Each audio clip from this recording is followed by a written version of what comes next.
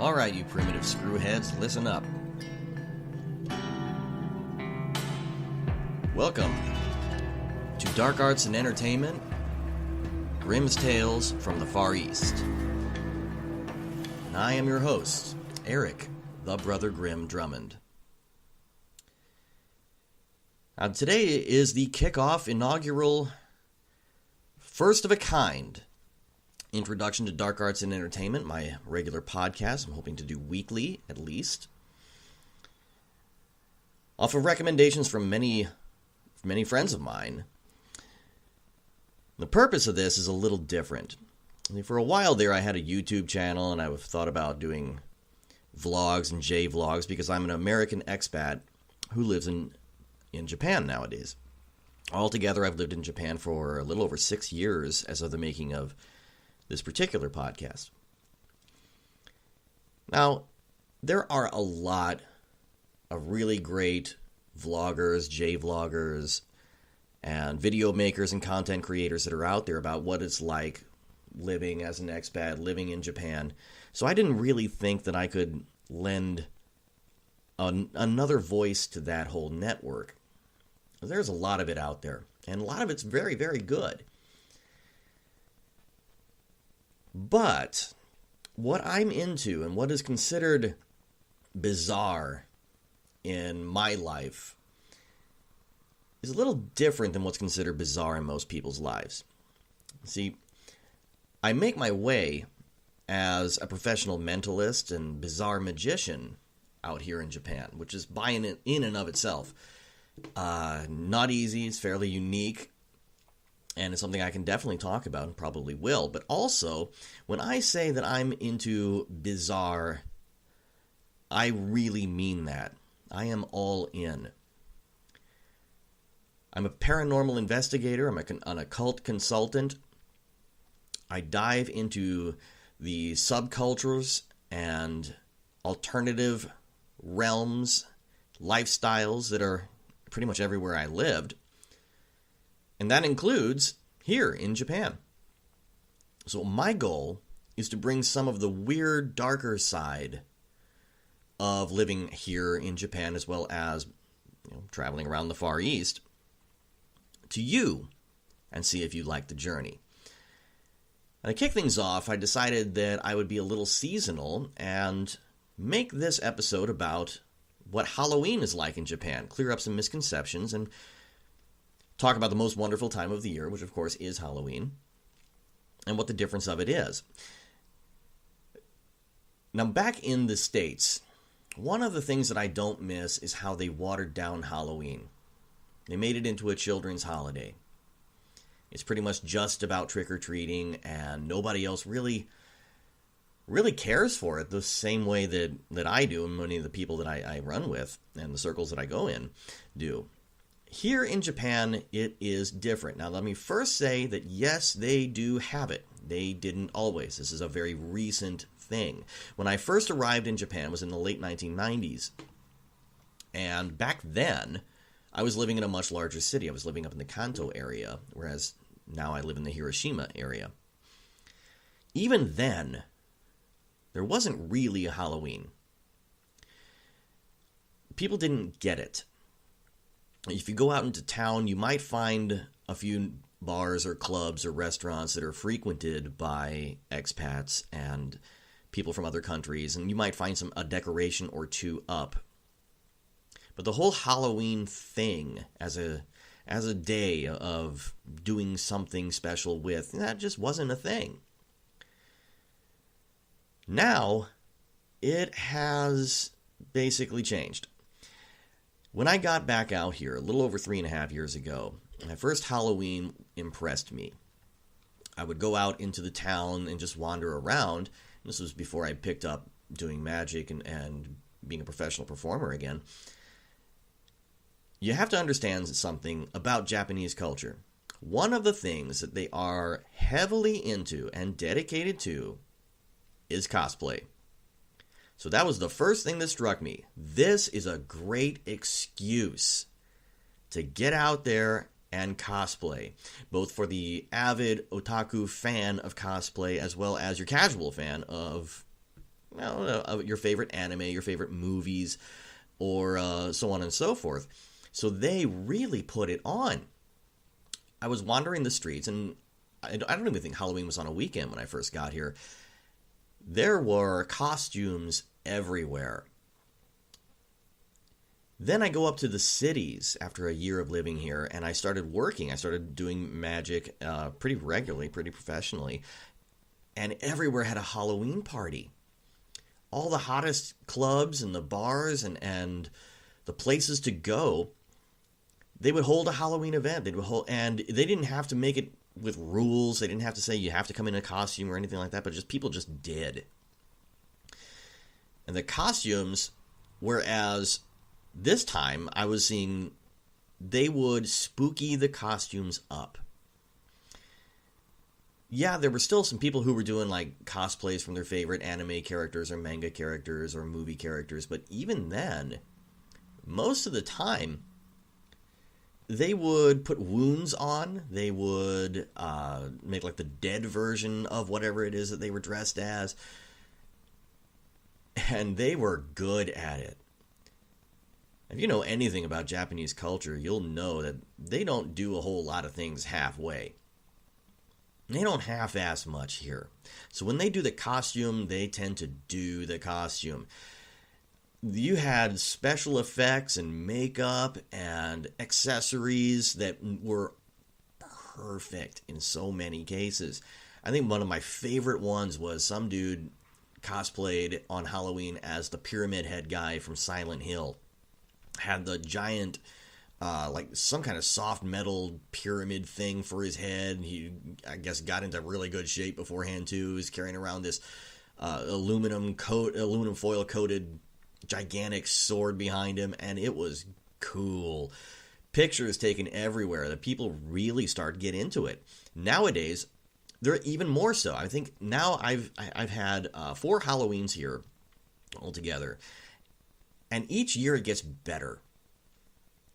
The bakeries and the treat shops have Halloween flavored and shaped items and treats. Most of it is playful spooky, but it's still spooky. The girls do get into the cosplay spirit, but not quite like they do back in the U.S. In other words, they don't hoe themselves up quite as much as back in the States we did. Now, it's fun. You know, Halloween is the one day a year that most men get to see women dress the way they would wish they would normally dress. And out here, trust me, sometimes they'll do it too. They'll put on like the sexy cop outfit with zombie bites and wounds and running blood and dead eyes, and it's cool. They wander around, they get pictures of themselves and other people and all their favorites everywhere. They go out and they party and they dance and they do it up. Many of the larger cities will even close off entire streets for a Halloween night. Here, we just have one, we called it the Zombie Walk. You went out to one of the busier train stations, the Yokogawa station, and there were like booths set up with all Halloween themed stuff, like candies in one booth, and then dolls in another, and then makeup tutorials, and all kinds of cool ways to get into the Halloween spirit. It's eking more and more towards spooky, which is nice. They had fire breathers off on one side and variety entertainers, which is where I come in. I actually picked up one of the things that I used to do quite regularly back in the U.S., which is my spirit theater, which are theatrical seances, where we gather around in a small group in a proper, intimate, dark setting and hold hands, light a candle, and try to contact the spirits. And because I am a professional magician, we succeed. I make sure of it. And it's a lot of fun. I wondered if I was able to do that here in Japan, and the answer is apparently yes. They dig it. I had to use an interpreter, which was not a problem once I finally found one, and things went successfully. So my Halloweens are just as busy now as they were back in the States, which is great. Also, what you're going to see a lot of is what else were those booths going on? They had not just booths, but they had entire areas dedicated to things. There was a Halloween professional Japanese wrestling match going on, like an extreme wrestling with the masked characters and the cage made of barbed wire and people getting intense up in there, which is right a stone's throw away from the tarot readers and the fortune tellers. Who were not cut rate either. They would get into the garb and the dress and everything and apply their trade right along with them. So in other words, I felt right at home. Loved it. Loved every bit of it. Now, the whole trick-or-treating thing is still a myth. They don't do trick-or-treating here for Halloween, which is nice. So it's really not a kid's holiday the way it is back in the States for the most part. The kids go to the parties, kid-friendly parties at least, and then not the ones obviously at the nightclubs and so forth, but they have their own parties where when they're thrown by relatives or friends or organizations, it's, kid enough friendly to where they're playing video games, they're watching scary-ish movies instead of the full-throttle scary movies and so forth, and the kids seem to like it, but the trick-or-treating doesn't happen. For many years, I was under the impression that, they don't do trick-or-treating in Japan because it's too much like begging, and that violates their honor. And, of course, that's nonsense. It's not the reason why.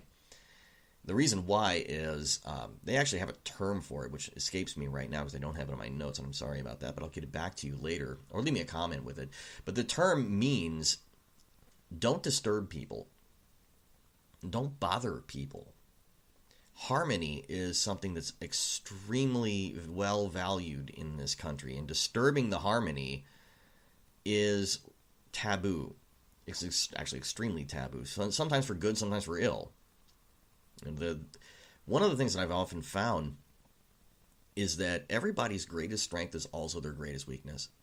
And here in Japan, their greatest strength and weakness is their harmony.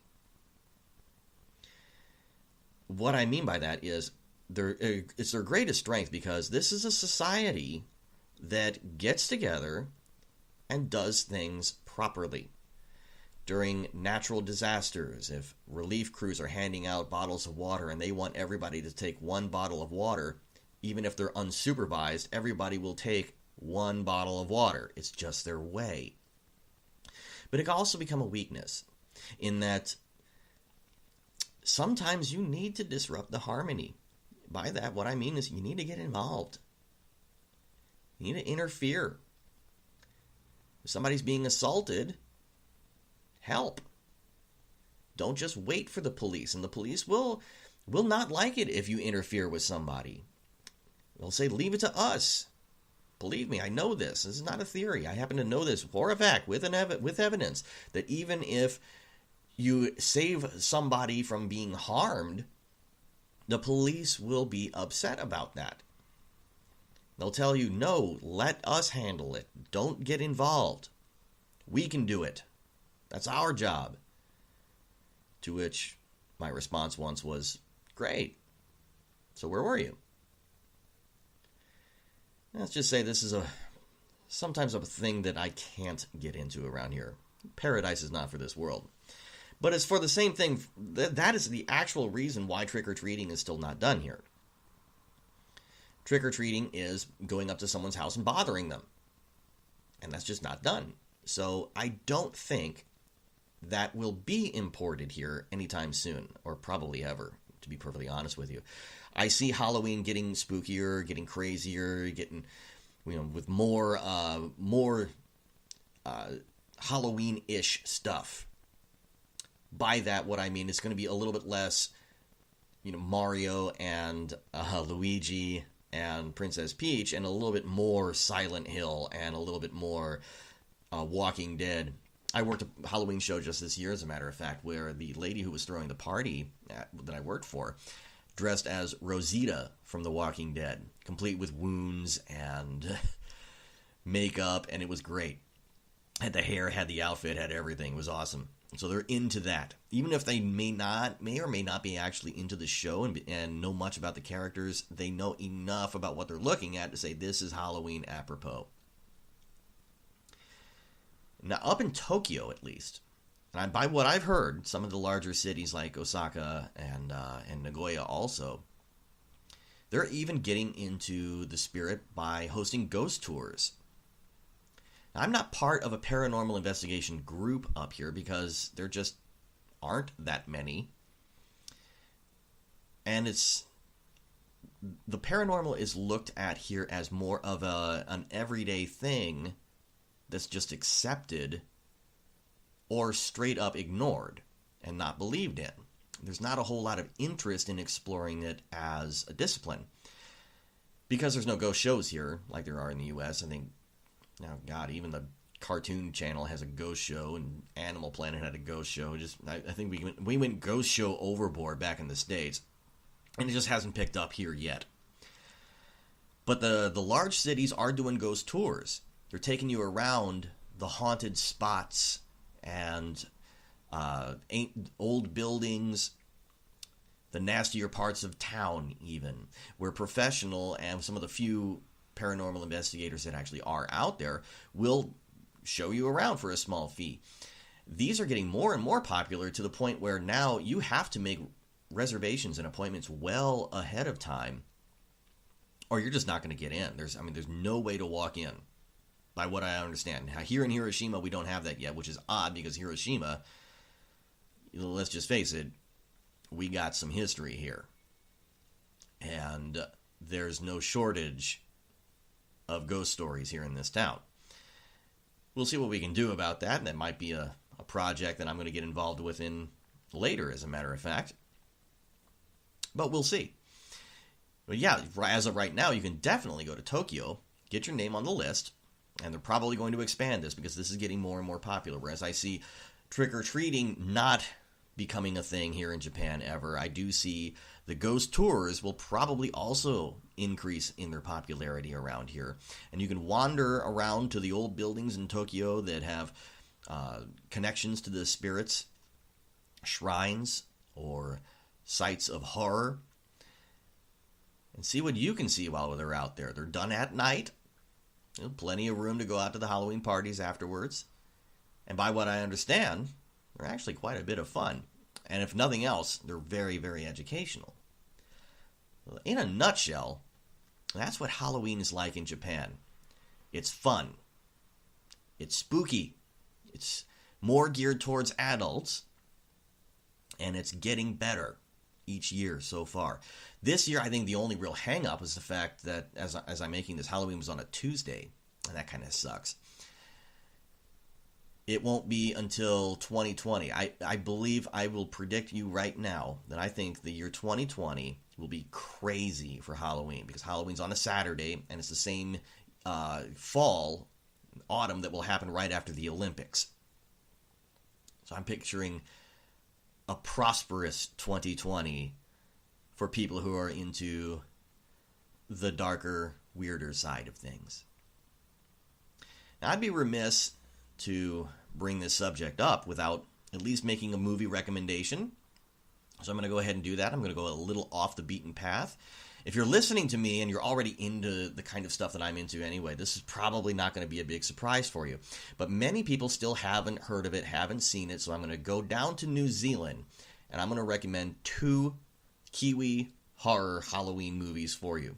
Both are outside the box in that both are comedy movies for Halloween. The first is an absolute work of art made in 2014 called What We Do in the Shadows. If you've seen it, you're smiling right now. Documentary-style movie made about 4 vampires that roommate together in Wellington, New Zealand. It is hilarious. Some of the best one-lines that I've ever heard, shot Parks and Rec style, about what life is like in the modern world as a modern-day vampire.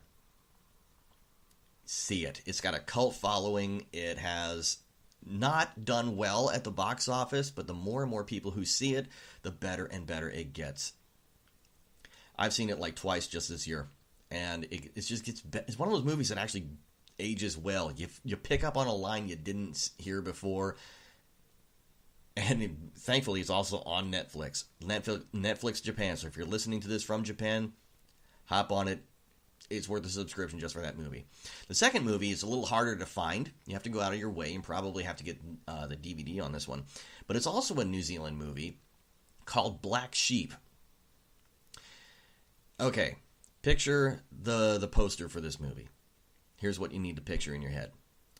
The inside of a house, front door open, you're looking out the front door. Most of the inside of the house is dark and the outside is nice and bright.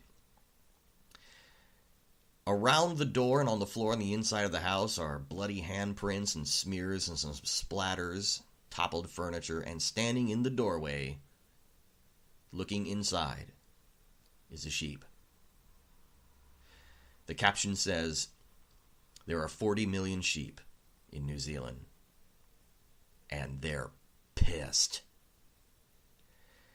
It's a movie about the zombie plague gets to New Zealand, but it takes over the sheep first. And the sheep, in turn, start taking over the people and turning them into sheep zombies, mutants. If you've ever seen Dead Alive, one of Peter Jackson's earlier movies, and you appreciated it, here's an updated version that is a purely wonderful Kiwi movie.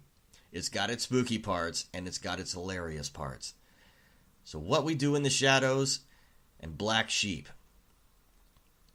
Two excellent movies from Oceania that should make its way around the Northern Hemisphere quite a bit more. And that is my first podcast. So we're going to talk about some other spookier things and topical things of the day that come up. I'm going to try to do this, put this out every weekend. At least is where I live. It's a weekend. And if you have anything that you want to share or to know, if you have questions for me, please send me messages anytime.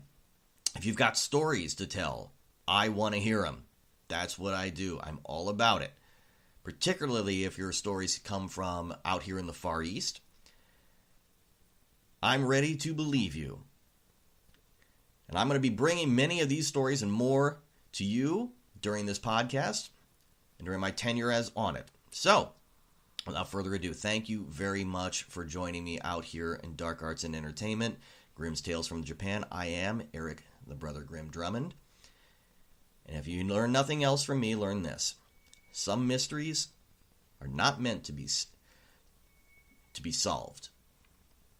Some mysteries are meant to be savored. Good night.